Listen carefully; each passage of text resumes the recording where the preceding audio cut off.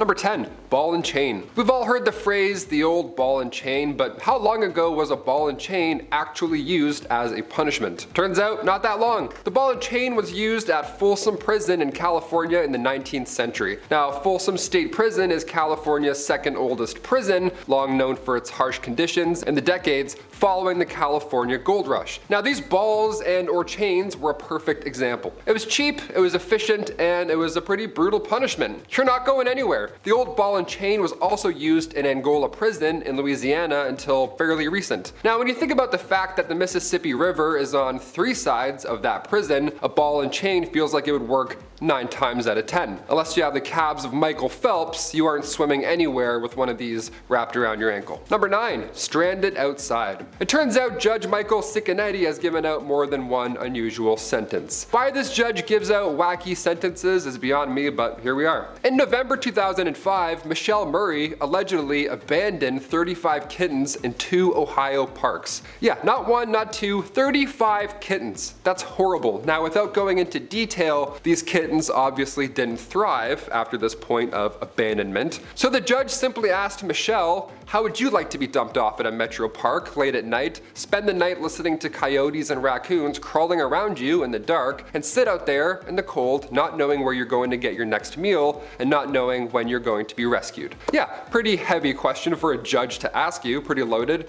So Judge Ciccinetti brought the smoke. He told her that she has the choice of jail time, donating to the Humane Society, or spending 1 night alone in the woods. She chose the latter. She spent the night in the woods like she was camping. That sounds pretty terrifying, but it also sounds like she got off far too easy for what she did. She let 35 kittens go in the wild and she got to go camping? Okay, that's a bit not fair. Number 8, solitary confinement. You're grounded for a while. Get down there. You're not coming back out. Solitary confinement is the act of isolating prisoners in a small cell with minimal human contact. It was used to reform and punish, only most of the time the prisoner went insane.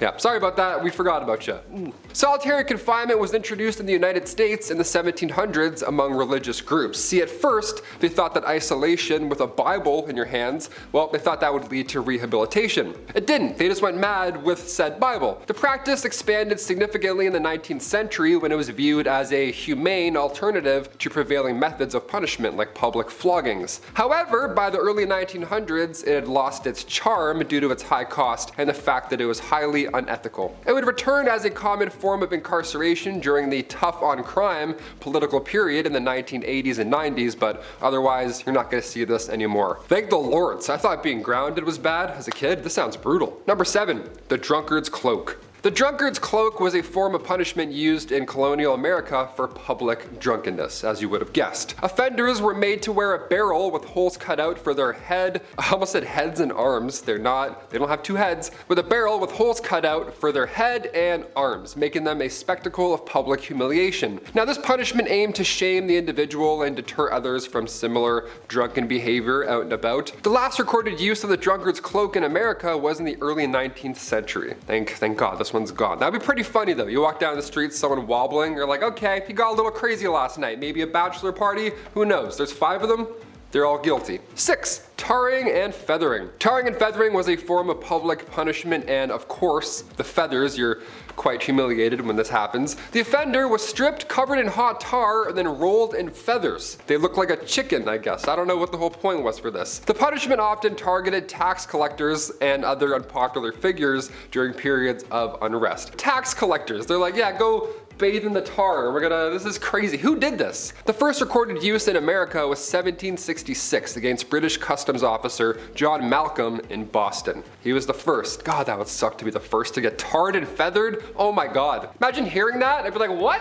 You're making this up. It continued sporadically through the 19th century, with one of the last known instances occurring during the early 1900s. It didn't last long. The practice eventually fell out of use as legal systems evolved and more humane methods were adopted. In other words, we said, you know what, that's a bit much, isn't it? That's probably a bit much. We should just do something else. Number 5, the electric chair. This next one here is quite shocking. The electric chair was introduced in the late 19th century as a little bit more humane alternative to hanging. It was first used in America on August 6, 1890 to punish William Kemmler in New York. Now, the method aimed to provide a quicker and less painful death. However, it has faced criticisms for its potential for causing severe pain and not being that quick. The last use of the electric chair in the US occurred on January 16, 2013, quite recent. This was after Robert Gleason Jr. was killed in Virginia via electric chair. It's horrible. I used to see it in movies growing up and I thought it was like a fake thing that maybe was in Saw movies, but no, this is how people would die. Just horrible. Number 4. Branding. Branding involved marking a criminal's skin with a hot iron to permanently indicate their crime, often on the hand or forehead. Big differences, like here or your forehead? Are you kidding me? Can you do anywhere else but my forehead? This form of punishment dates back to ancient times and was used, of course, as a deterrent and a means of public shaming, as are all of these. In America, branding was first used in the early colonial period, using the method for crimes like theft and blasphemy. One of the last recorded instances of branding in the United States was in the early 19th century, and societal views on the punishment eventually, thankfully, evolved, and such methods were replaced by incarceration and other normal, if you want to say that, normal forms of reform. Imagine being the last guy being branded. What? You're so close. Psst, and we're done. No more. Sorry, so close. Number 3. Exile and banishment. The punishment of go away. Just keep going forever. Bye. This one involved forcing offenders to leave a community or a region entirely. Just get on out of here. These were common punitive measures in early colonial America, quite a popular place to start these punishments. These punishments were used to remove undesirable individuals, such as criminals or those accused of witchcraft, from society. Yeah, you're either a thief or a magician. See you later. We don't take either of those. The practice was rooted in English common law and aimed to protect the community while punishing the offender in a more chill way. One of the last notable instances of exile in America was the banishment of Mary Dyer from the Massachusetts Bay Colony in 1659 for her Quaker beliefs. Now, as the legal system evolved, exile and banishment were largely replaced by imprisonment and fines, but I don't know, I'd rather just be sent off away. That sounds way easier. You know what? Go start fresh. Just don't do it again over there. Bye. What? All right, easy. Number 2, pamphlet punishment. This one is very recent and it's so bizarre I had to include it in today's list. In May 2011, an Ohio couple, Grace Nash and Bruce Crawford, they both ignored flood emergency warnings and stole an unregistered raft. They then made their way to the Grand River for a hazardous swim. This was reported by CBS News, and if the headlines weren't bizarre enough here, wait until you hear their punishment. When they made it to land, they allegedly misled officials about the details of this misadventure, but eventually the couple came clean and they admitted to the whole thing, and they got a 90-day sentence in jail. Now here's the kicker. 30 days were knocked off immediately, and Ohio Judge Michael C. Canetti gave them an option to knock off the rest of their time by standing in a children's pool, wearing life jackets, and handing out water safety pamphlets during a food festival. They would stand in a pool and hand out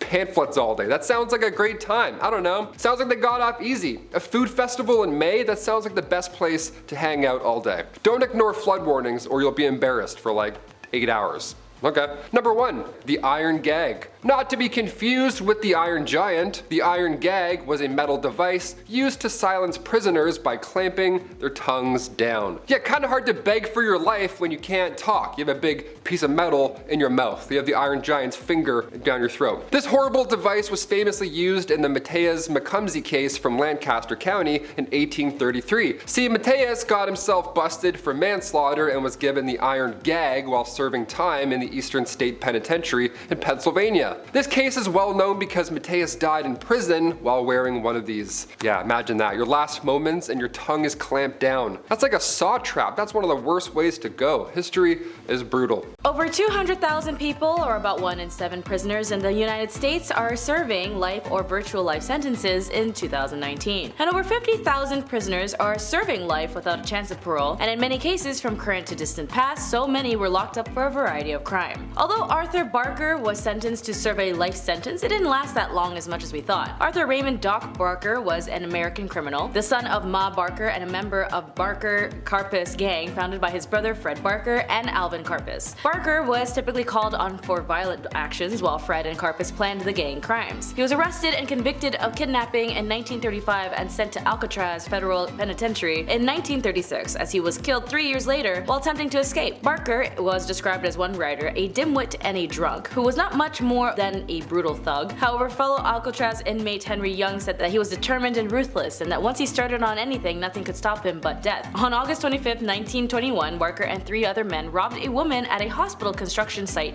in Tulsa. The 3 men were surprised by the night watchman, Thomas Sherrill. Sherrill was fatally shot when 2 of the men shot at him while fleeing the scene. After Sherrill's family hired a private investigator, Barker and another man, Volney Curly Davis, who worked at the construction site and was friendly with the Barker family, were arrested for Sherrill's death. When he was sent to Alcatraz, and him and his other inmates tried to escape the rough, watery terrain by creating a moat, but unfortunately they were caught on the island. As a result, the guard shot him even though he had died during the recapture. Raymond Kwok Chung Chow was also named Shrimp Boy, is a Hong Kong-born felon with ties to the San Francisco Chinatown street gang and an organized crime syndicate, including an American branch of the Hong Kong-based triad Wo Hop To and Hop Sing Boys. In 2014, Chow, with 28 other defendants including former California State Senator Leland Yee, was also indicted for racketeering, money laundering, and a host of other alleged criminal activities. Leland Yee pleaded guilty to racketeering in 2015 in July for conspiring with his campaign fundraiser to defeat donation limits through the money laundering aspect. Despite initial press release, Chow was not indicted in any form of racketeering conspiracy with Leland Yee, as Chow was indicted in a racketeering conspiracy which alleged that he oversaw the criminal factions of the Geet Kong Tong. On January 8, 2016, Chow was then found guilty on all 162 charges, including 1 count of death. He was sentenced to life in prison without parole plus 20 years, and Chow wrote a autobiography entitled Shrimp Boy, A Life of Crime, Violence, and Redemption Inside the Chinatown Underworld, 2013. Albert Henry DeSalvo was an American killer, vile offender, and a suspected serial killer in Boston who was also known and confessed to being the Boston Strangler. And in 1967, DeSalvo was imprisoned for life for committing a series of harm. However, this killing confession that he had made had disputed, and debate continues to which crimes he actually committed. In July 2013, DNA was matched between a fluid found from Mary Sullivan, a victim of Albert, and DNA obtained from DeSalvo's nephew, linking DeSalvo to the killings of Sullivan and excluding 99.9% of the remaining population. Authorities exhumed DeSalvo's remains later after the month and confirmed the DNA match, although many crimes he's committed, including breaking and entering, was noted, as well as the deaths he was sentenced to lie in prison in 1967. In February of that year, he escaped with 2 fellow inmates from Bridgewater State Hospital, triggering a full-scale manhunt. A note was found on his bunk addressed to the superintendent. In it, DeSalvo stated that he escaped to focus attention on the conditions in the hospital and his own situation. 3 days after the escape, he called his lawyer to turn himself in. His lawyer then sent the police to rearrest him in Lynn, Massachusetts. Following the escape, he was transferred to a maximum security prison known as the time as Walpole, where he later recanted the rest of his crimes, and on November 25, 1973, he was found stabbed to death in the prison infirmary. Robert Wilson, who was associate with the Winter Hill Gang, was tried for DeSalvo's killings, but at the end of the trial, it was a hung jury. Paul Bergeron is an American convicted felon and former criminal defense lawyer who practiced law in Newark, New Jersey. Prior to his conviction, he was known for defending a large range of famous and notorious clients, and he was convicted for conspiracy to killing a witness and other racketeering, illegal puffs, and adult working offenses. The sentences include 6 concurrent life terms in federal prison in 2013, and he was disbarred by the Supreme Court of New Jersey in 2016. A veteran lawyer from the area said the crimes alleged in the federal indictment would make Bergeron the craziest, most evil lawyer in history of New Jersey, and quote-unquote, that is saying something. And a federal court had likened Bergeron's downfall to the plot of a drama, as on March 18, 2013, a jury convicted attorney Bergeron of all 23 counts of which he was tried, including conspiracy to killing a witness and other racketeering and all that other nasty stuff. The U.S. Attorney for New Jersey, Paul J. Fishman, announced to the verdict Bergeron's conduct was stunning violation of his role as an officer of the court and a betrayal to his roots as a member of law enforcement, said U.S. Attorney Fishman. He also quoted that the jury returned the verdict compelled by the evidence and opposed the justice that he had served, as they take no joy of his tragic fall. Bergeron received a life sentence on September 23, 2013. Julianne Busek is an American writer, activist, and widow of the co-conspirator Zvonko Busek, as she was arrested with Busek in 1976 after hijacking TWA Flight 355 and sentenced to life in prison with early parole. She married Zvonko Busek in 1972, and they lived together in Austria, Germany, and Ohio before moving to New York City. They were active in publicizing human rights violations relations in former Yugoslavia and in promoting the cause of the Croatian independence. On September 10, 1976, she and her husband and 3 others hijacked domestic Trans World Airlines flights 355 with the threat of an explosion.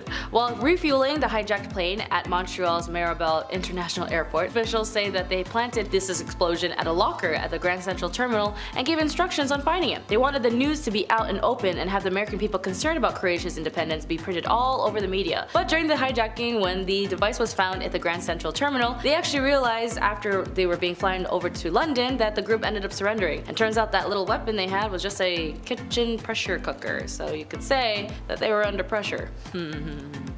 Ernest Burkhart was an American killer who participated in the Osage Indian deaths as a hitman for his uncle William King Hale's crime ring. He was convicted for the killing of William E. Smith in 1926 and was sentenced to life imprisonment. Burkhart was paroled in 1937 but was actually sent back to prison for burglarizing his former sister-in-law's house in 1940. After being paroled, Burkhart was pardoned by Oklahoma's Governor Henry Bellman in 1965 or around 1966 for his role in the Osage's death. Hale and his nephews Ernest and Byron Burkhart conspired to kill several Osage people for their head rights after Ernest married Molly Kyle, an Osage herself. Victims of Ernest included her sister, her sister's husband, housekeeper, and her cousin, and eventually she also experienced symptoms of poisoning and realized that he was also trying to get rid of her. So she moved away, divorced him, and her children inherited her estate. A warrant for Hale and Ernest's arrest was issued in January 4th, 1926, but for the killings of Bill and Retta Smith. Ernest was apparently apprehended immediately, but Hale could not be found. According to David Gran, Hale later turned himself in wearing a perfectly dressed suit, shoes shine to the gleam, a felt hat, and an overcoat with his diamond-studded Masonic lodge pin fastened to his lapel. Hale maintained his innocence, so federal agents focused on interrogating Ernest, and Burkhart was sent to the Oklahoma State Penitentiary in McAllister after being found guilty on June 21, 1926. James Joseph Whitty Bulger Jr. was an American organized crime boss who led the Winter Hill Gang in the Winter Hill neighborhood of Somerville, Massachusetts, a city directly northwestern of Boston. On December 23, 1994, Bulger fled the Boston area when he went to hiding after his former FBI handler, John Connolly, tipped him off about pending RICO indictment against him. Bulger remained at large for 16 years, and after 2011 arrest, federal prosecutors tried Bulger for 19 killings based on the grand jury testimony from Kevin Weeks and other former criminal associates. Although Bulger admittedly denied it, Bulger provided information of the inner workings of the Patriarca crime family and his Italian-American mafia rivals based on Boston and Providence, Rhode Island. In return, Connolly, as Bulger's FBI handler, ensured that the Winter Hill Gang was effectively or efficiently ignored. Beginning in 1997, press reports exposed various instances of criminal misconduct by federal, state, and local officials with ties to Bulger, causing embarrassment to several government agencies, especially to the FBI. Bulger's trial began in June 2013, and he was tried on 32 counts of racketeering, money laundering, extortion, and weapon charges, including complicity in 19 deaths. On August 12, Bulger was found guilty on all 31 counts, including both racketeering charges, and was found and involved in 11 killings. As a reward of US $2 million have been offered for information leading to his capture. At 8:20 a.m. on October 30th, 2018, the then 89-year-old passed away. Acoli was born on January 14th, 1937 in Decatur, Texas, and was raised in Vernon, Texas. He then graduated from the Prairie A&M University in 1956 with a degree in mathematics in 19. And this guy was really smart. He was actually studying and becoming a computer analyst for NASA, working for Edwards Air Force Base in California. He then moved to New York City in 1963, becoming a civil rights movement activist before moving again in the summer of 1964 to Mississippi, continuing that new civil rights activism. Acoli was actually radicalized by the assassination of Martin Luther King in April 1968, and in that same year joined the Harlem chapter of the Black Panther movement, as well as its finance minister. He was arrested on April 2, 1969 as the Panther 21 conspiracy case, in which members were accused of planning, coordinating, killing a long-range rifle attack on 2 police stations and education offices in New York City. The group, called Computer People for Peace, raised $50,000 bail for him, but it was rejected by the judge. Acoli and other defendants were ultimately acquitted of all charges in this case, but his status, though, is still granted parole on May 10, 2022, but is still currently serving a life sentence. Grant Chernin Amato is an American killer who was convicted of a family-side that occurred on the evening of January 24, 2019. Amato shot his parents and his brother Cody in the head in their home in Seminole, Florida, while attempting to stage it as a self-committed by his brother before fleeing the residence. He was captured after a 24-hour manhunt, put on trial, found guilty, and sentenced to life in prison without the possibility of parole. The reason? He was so into fanboying for online girl servers, so much to the point that he was addicted admitted to their love and affection that he spent over $200,000 when he was already racking in so much debt and problems, lack of job, nor stability. His family was so desperate for him to get out of his obsession and addictions, they needed to get himself together or they were going to be cutting him off. And considering he wasn't deep into showing his online girlfriend so much love that he could afford it, to his family, to him, they also cut him off from his life. And so the nail in the head was taking Grant to rehab centers, and he couldn't take that. When he felt remorse, Amato responded with, "My family has been blaming me for months for ruining their lives, stealing and not following the rules of their home, so I might as well be blamed for this too." All for an online girlfriend. And finally, the nasty man for sure, a US Army non-commissioned officer named Clyde Lee Conrad, who from 1974 until his arrest on August 23, 1988, sold top secret classified information to the People's Republic of Hungary, including top secret NATO war plans. He was convicted for espionage and high treason in German court in 1990 and was sentenced to life imprisonment. Graduating from Sir Brigg McKinley High School in Sibrig, Ohio, he was a member of and letterman in both track and weaponry, and was also known as being quiet and a good student. According to court records, Conrad was introduced to the Hungarian Secret Service in 1975 by his supervisor in the 8th Infantry Division, former US Army Sergeant First Class Zoltan Szabó. Szabó, who was actually convicted in espionage in Austria in 1989, received a 10-month suspension sentence in exchange for assisting the investigation by identifying some of the documents Conrad sold to the Hungarians. It wasn't until he was convicted by the Koblenz State Court in June 6, 1990 of all charges and was sentenced to life imprisonment and fined 2 million marks in order to forfeit all profits from his activities. He died of a heart attack though at age 50 in prison in 1998, and all the Americans convicted of espionage, Conrad is actually one of the only 5 spies to be considered making $1 million for just spying, which is pretty intense throughout all the stuff throughout history. Number 10, Bloody Monday. Although the Boomtown Rats wrote a song called I Hate Mondays based off of the killings of a 16-year-old girl named Brenda Ann Spencer, who targeted young students at an elementary school playground, which again another crime in the US that shocked many people, another Monday brought dark history but was forgotten as it was buried by other crimes and violence that echoed in the United States. Bloody Monday was a series of riots on August 6, 1855 in Louisville, Kentucky, and this was during an election day when Protestant mobs attacked Irish and German Catholic neighborhoods. These riots grew out of the bitter rivalry between the Democrats and the nativist Know Nothing Party. Multiple street fights raged, leaving 22 people dead, scores injured, and much property destroyed by fire. 5 people were later indicted, but none were actually convicted. The victims were not compensated. In this time, like other major cities on the Ohio and Mississippi rivers, Louisville grew rapidly in the previously 2 decades because of heavy immigration from Ireland and Germany. By the time the violence ensued and the bloodshed was over, more than 100 businesses, private homes, and tenements had been vandalized, looted, and or burned, including a block-long row of houses known as Quinn's Row. Historians estimated roughly the 22 people had died, but Catholics noted over 100, as there were also entire families who were consumed by the fires in their homes. Number 9, Rock Springs. Rock Springs sounds like a nice spa with self-care treatments, but when it comes to American history, we forgot to add the word massacre at the end of those 2 words. Yes, the Rock Spring Massacre is a reflection of the many discriminations and exclusions into results of violence of different ethnicities in the United States. The riot and resulting massacre of immigrant Chinese miners by white immigrant miners was the result of racial prejudice towards the Chinese miners who were perceived to be taking the jobs from the white miners. The Chinese Exclusion Act in 1882 suspended Chinese immigration for 10 years, but not before thousands of immigrants came to the American West. Most Chinese immigrants to Wyoming Territory took jobs at the railroad at first, but many ended up employed by the coal mines owned by the Union Pacific Railroad. As Chinese immigration increased, so did anti-Chinese sentiment on the parts of the whites, as anti-Chinese rhetoric and violence were more prevalent among the western chapters of the Knights, a group of white supremacy-focused order, and in 1880, San Francisco Knights wrote regarding the Chinese, "They bear the semblance of men but live like beasts, who eats rice and the offal of the slaughterhouse," which as someone who loves rice, that's kind of rude. The article also calls Chinese natural thieves in quotes and stated that Chinese women are night walkers, if you get what I'm saying. However, this wouldn't be the first nor the last time of violence against the Chinese, which brings us to number 8. Number 8, the Los Angeles Chinese Massacre of 1871. The Los Angeles Chinese Massacre of 1871 was a racial massacre targeting Chinese immigrants in Los Angeles, California, United States, that occurred on October 24, 1871. Approximately 500 white and Latino Americans attacked, harassed, robbed, and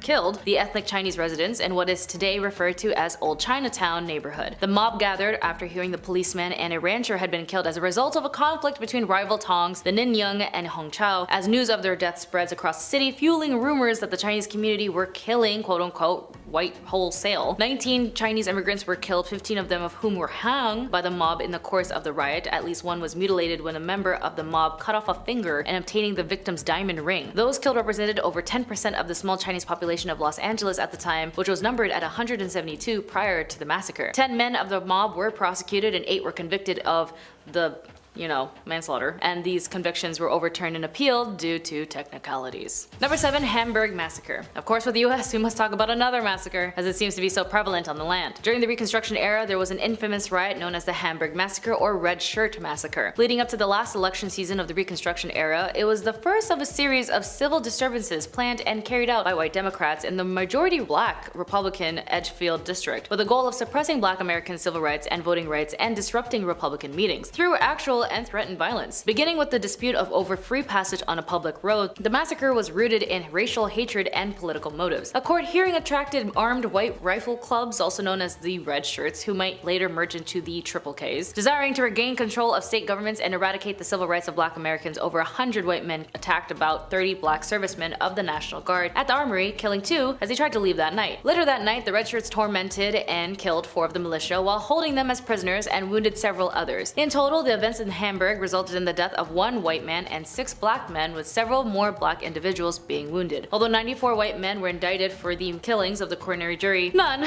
were prosecuted. Number 6. Charleston. Yes, when it comes to violence against minorities and people of color, the US seems to be pretty adamant with that. In tying into more recent historical events, as this is also part of history, reflecting on number 7 is in number 6 with the unfortunate Charleston church shooting. Although this occurrence happened in 2015, the result of its hate crime was in a reflection of anti-blackness which took place in Charleston, South Carolina. 9 people were killed and the 10th was injured. The crime took place during Bible study at the Emmanuel African Methodist Episcopal Church, one of the oldest black churches in the southern United States. Among the fatalities was the senior pastor, state senator, and at the time was noted as the deadliest mass violence that took place at a place of worship in the US history. Dylan Roof, who was the guilty party as he was 21 years old at the time, committing said crime, with images of him holding racist propaganda and posting a manifesto of his ambitions. After he was arrested, he later confessed that he committed the violence in hopes of igniting a race war, as well as according to his roommate, Roof expressed his support for racial segregation in the United States and he wanted to start a civil war.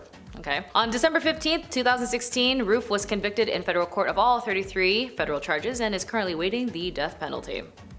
Number 5. Know Nothing Riot. I know about nothing as much nothing knows about me, but somehow, some who may not know, the Know Nothing movement was a natives political movement in the United States in the mid-1850s. The national political organization, also known as the Know Nothing, was officially known as the Native American Party prior to 1855. Thereafter, it is simply known as the American Party. Members of the movement were required to say, "I know nothing," whenever they were asked about specifics by outsiders, providing the group with its name. Mainly composed of Protestants, they had a huge resentment against Catholics and opened up what would be the Know Nothing riots, which apparently had a lot of riots throughout the years of 1844 to 1858. In the 5 months leading to the riots, nativist groups had been spreading false rumors that Catholics were trying to remove the Bible from public schools. Really, Catholics out of all people? Because of this rumor, it opened a chain reaction of violence against the Catholic community, especially the Irish Catholics that immigrated there. In relation to our number 10, Bloody Monday, it also was in association against the Irish as well as German immigrants who are also Catholic at the time. Number 4, the Greek Town Riot. Well, in US history, if you're an immigrant, you're bound to experience violence, especially in the past, but even now they'll do it at your face or even through small microaggressions that make you feel really small and confused. Another unknown crime committed in the US that not many might know about is the Greek Town Riot. In Nebraska on February 21st, 1909, several Greeks were wounded and injured when a mob of 3,000 men displaced some of the population of Greektown. They also wrecked buildings there and of course started a riot. They looted homes and businesses while physically harming Greeks as well as Italians and Romanians who they misidentified as Greeks. According to some sources, a 14-year-old Greek boy was killed, although other sources stated that nobody was killed. The entire Greek population of South Omaha was warned to leave the city within 1 day or risk the ongoing wrath of the mob. During the violence, the South Omaha police did not or could not control the mob, and they asked help from the police in Omaha, which was a separate city at the time, but the police there decided not to join in. Why did this all happen? Well, because a 36-year-old man named John Masurides was taking English lessons from a 17-year-old girl, and he was accused of advancing onto her. Eventually, after the riot, John was put on trial, where he was sentenced to death. After his sentencing, he was also denied a fair trial and was charged for the second degree after he fired a weapon at a man who was trying to kill him for the accusation on the 17-year-old girl. Number 3, Rodney King. In some way, this crime may not be known, but if you're a local in Los Angeles and was around in 1991, you might definitely remember. 3 police officers were acquitted after the savage beatings of Rodney King, an African-American man. According to the reports, the chase began after King, who was intoxicated, was caught speeding on the freeway by a Californian highway patrol cruiser, but he refused to pull over. When the police brutality ensued, it captured the vile language and attacks on Rodney, and when the violence was captured by George Holliday, the footage sparked massive outrage, and even more so when subsequent riots were triggered by the acquittal of the officers involved. As a result of several days of rioting, more than 50 people were killed, more than 2,300 were injured, and thousands were arrested. About 1,100 buildings were damaged, and total property damage was about $1 billion,